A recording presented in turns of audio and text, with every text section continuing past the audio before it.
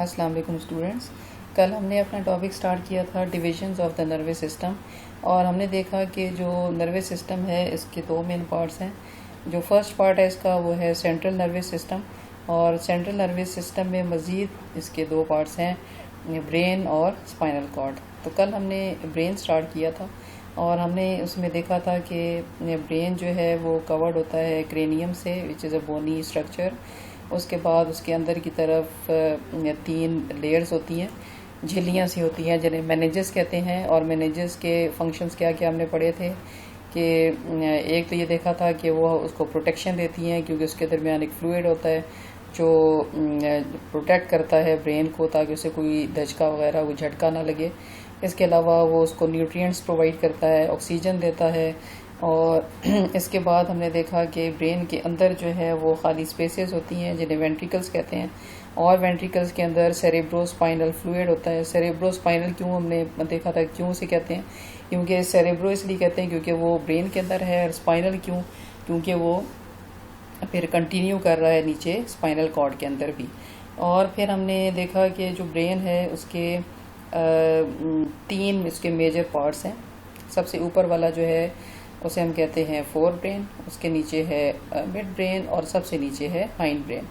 तो जो fore brain है उसके तो हमने डिफरेंट पार्ट्स पढ़े और उनके फंक्शंस हमने देखे।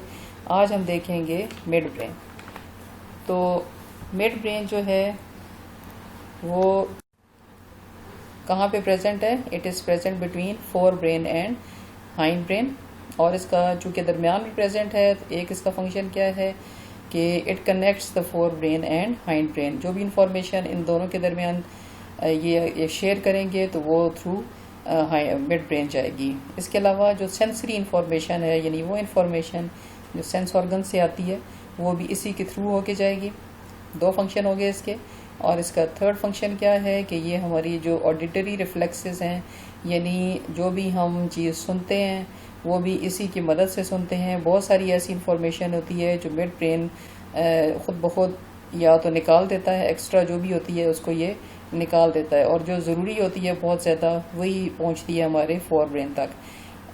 इसकी मिसाल एक आप ये ले सकते हैं कि जब बच्चा छोटा होता है तो रात को अगर किसी टाइम भी वो ज़रा सा भी रोता है तो फ़ौरन से उसकी माँ की आँख खुल जाती है। इसके अलावा जितना भी शोर हो माँ को कोई फ़र्क नहीं पड़ता, वो आराम से सोई रहती है। लेकिन जैसे ही बच्चा रोता है उसकी आँख खुल जाती है, क्योंकि ब्रेन जो है वो जो मिड ब्रेन है इस इंफॉर्मेशन को फ़ौरन से पहुंचा देता है हमारे फोर ब्रेन की तरफ, और हम सुन लेते हैं उसकी आवाज़। इसके अलावा जो फोर्थ इसका जो फंक्शन है वो हमारे पोस्चर को कंट्रोल करना। अब देखेंगे हम अपने हाइंड ब्रेन की स्ट्रक्चर को कि हाइंड ब्रेन जो है उसकी स्ट्रक्चर क्या है और उसके कौन कौन से पार्ट्स हैं, उनके फंक्शंस क्या हैं। इसका जो सबसे पहला जो पार्ट है वो है मेडुला ओब्लोंगेटा। तो मेडुला जो है वो आपको अभी यहाँ पे नज़र आएगा, मैं आपको दिखाती हूँ कि ये सबसे जो नीचे वाला ये वाला जो पोर्शन है ये है मेडुला ओब्लोंगेटा। और मेडुला का जो है वो फंक्शन एक तो मिड ब्रेन की तरह क्या है कि ये चूँकि ब्रेन और इसके नीचे स्पाइनल कॉर्ड होगा तो दोनों के दरमियान प्रेजेंट है, इसलिए जो भी इंफॉर्मेशन ब्रेन से स्पाइनल कॉर्ड में या स्पाइनल कॉर्ड से ब्रेन में जाएगी वो इसके थ्रू ही जाएगी। इसके अलावा ये हमारे बेशुमार इंपॉर्टेंट फंक्शंस जैसे हार्ट रेट, हमारा ब्लड प्रेशर, ब्रीदिंग वगैरह, सांस लेना, ये सब कुछ ये कंट्रोल करता है। इसके अलावा स्नीजिंग, कफिंग, वॉमिटिंग वगैरह वो भी इसके कंट्रोल में होते हैं। तो मेडुला के बहुत से इंपॉर्टेंट फंक्शंस हैं। उसके बाद हम देखेंगे इसका सेकंड पार्ट जो है cerebellum, which is located behind the medulla. और ये देखें ये पिछली साइड पे है, ब्रेन के भी पिछली साइड पे है और मेडुला के भी। अब सेरेबेलम का जो सबसे इम्पॉर्टेंट फंक्शन यहाँ पे आपकी बुक में दिया गया है वो ये है कि इट कोऑर्डिनेट्स मसल मूवमेंट्स। जो हमारी मसल्स की मूवमेंट्स हैं उनका ये आपस में कोऑर्डिनेशन का या रब्त का काम करता है। कोऑर्डिनेशन आप इससे पहले बहुत अच्छी तरीके से पढ़ चुके हैं, मैंने आपको कई दफ़ा बताया, इसलिए अब आपको समझ आ जानी चाहिए इसकी। इसके बाद इसके ऊपर जो है ये छोटा सा पार्ट है जिसे कहते हैं पॉन्स। तो ये हाइंड ब्रेन का थर्ड पार्ट है। और पॉन्स का फंक्शन क्या है कि एक तो ये राब्ता कायम करता है between medulla, spinal cord and the other parts of brain. और सेरेबेलम जो है इसको भी ये कनेक्ट कर रहा होता है दूसरे पार्ट से। इसके अलावा ये इसका दूसरा फंक्शन क्या है कि ये ब्रीदिंग को कंट्रोल कर रहा होता है। ब्रीदिंग को और कौन सा पार्ट कंट्रोल करता है? मेडुला। साथ साथ अपना थोड़ा सा आप याद भी करते जाया करें ताकि आपको अच्छी तरीके से याद होता जाए। तो हाइंड ब्रेन के 3 पार्ट्स हैं, medulla, cerebellum and pons. Medulla जो है वो नीचे की तरफ है सबसे, जैसे हम कहते हैं ब्रेन स्टेम, और उसके बाद पीछे की तरफ सेरेबेलम है, आगे की तरफ छोटा सा पॉन्स है। और ये हो गया हमारा यहाँ पे ब्रेन जो है वो कंप्लीट हो गया। इसके बाद हम इससे नीचे जाएंगे, नीचे की तरफ लोकेटेड होता है हमारा स्पाइनल कॉर्ड। स्पाइनल कॉर्ड क्या है? It is a tubular bundle of nerves, यानी नर्व्स ने मिल के एक ट्यूब लाइक स्ट्रक्चर बनाई हुई होती है जिसको हम कहते हैं स्पाइनल कॉर्ड। और ये कहाँ से स्टार्ट होता है? ये स्टार्ट होता है फ्रॉम ब्रेन स्टेम। अभी मैंने आपको बताया मेडुला आपने देखा था, तो उसके नीचे की तरफ जो है जो जगह है, या मेडुला भी आप कह सकते हैं, तो वो जो है वो ब्रेन स्टेम है। और ये नीचे की तरफ जब जाता है तो हमारी जो बैक है, जो हमारी कमर की साइड है, वहाँ पे ये सारा गया हुआ होता है। और जिस तरीके से ब्रेन हमारा कवर हुआ था मेनिंजेस से, 3 मेनिंजेस थी, तो इसी तरीके से जो हमारा स्पाइनल कॉर्ड है it is also covered with meninges. और मेनिंजेस का फंक्शन आपने पढ़ा था कि they help in protection of the brain, तो इस तरह से स्पाइनल कॉर्ड प्रोटेक्ट करती हैं। इसके अलावा they supply nutrients and oxygen to the brain, तो यहाँ पे भी वही फंक्शन है इनका। अब जिस तरीके से क्रेनियम जो है वो हमारे ब्रेन को प्रोटेक्ट करता है, इस तरीके से जो हमारी वर्टिब्रल कॉलम है, जिसे हम बैकबोन भी कहते हैं, वो हमारे स्पाइनल कॉर्ड को बचाती है, ताकि चूँकि ये भी बहुत ज़्यादा डेलिकेट है, सॉफ्ट है, इसलिए ये उसे बचा रही होती है कि इससे कोई अगर बाहर से कोई ताकि नुकसान ना पहुँचे। तो इसके बाद इसका दूसरी हम अब देखेंगे इसके किस चीज़ से ये बना हुआ है। आपने देखा था कि ब्रेन जो है वो बना हुआ है 2 पार्ट से।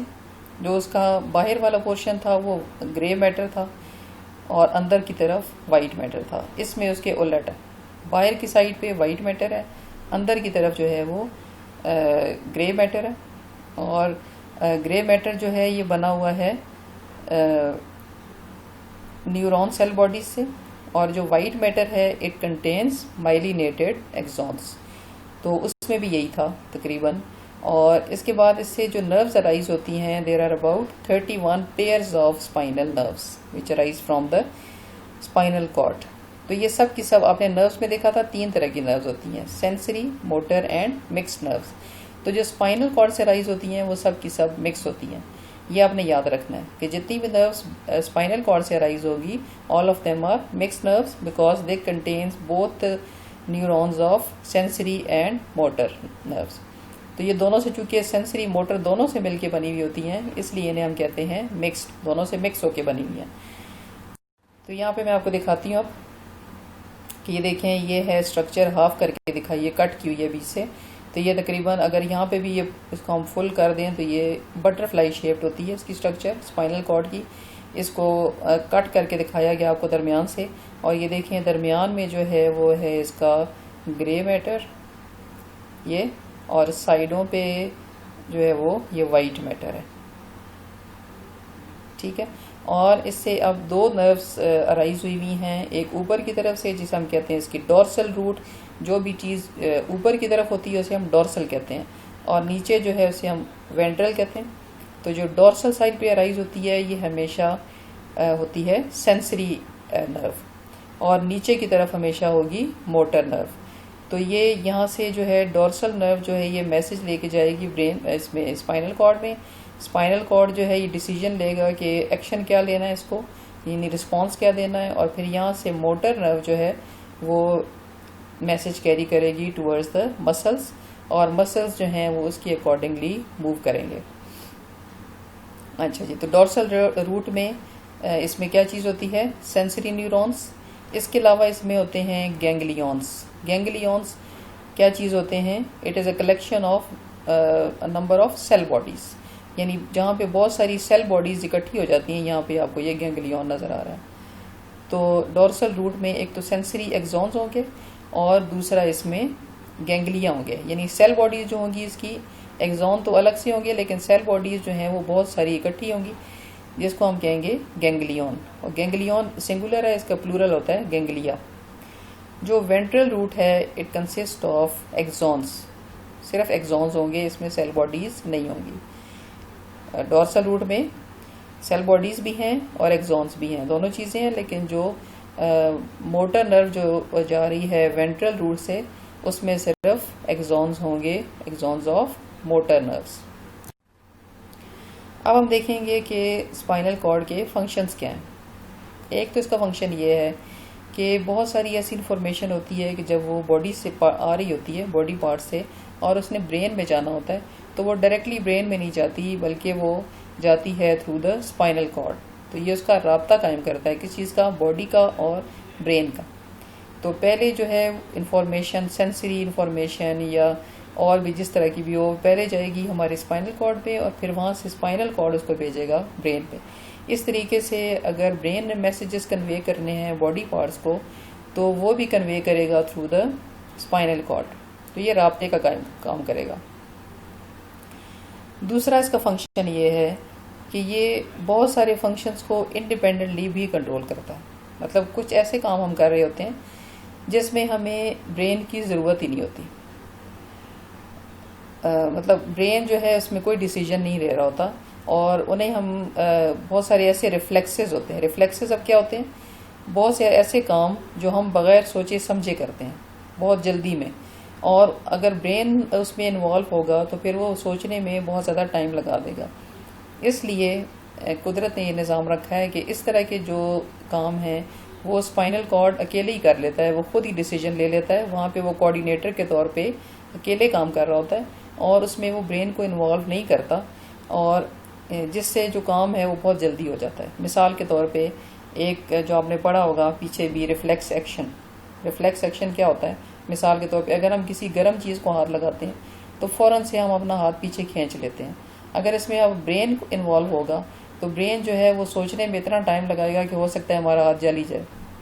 इसलिए स्पाइनल कॉर्ड जो है वो अकेले डिसीजन लेता है। सेंसरी नर्व जो है, इसकी जो डॉर्सल रूट है, वहाँ से मैसेज आता है स्पाइनल कॉर्ड में, स्पाइनल कॉर्ड खुद ही डिसाइड करता है, और फिर जो वेंट्रल रूट है उसके थ्रू फ़ौरन से हमारे मसल्स में पैगाम भेजता है, मैसेज कन्वे करता है कि फ़ौरन से हाथ को पीछे खींच लो।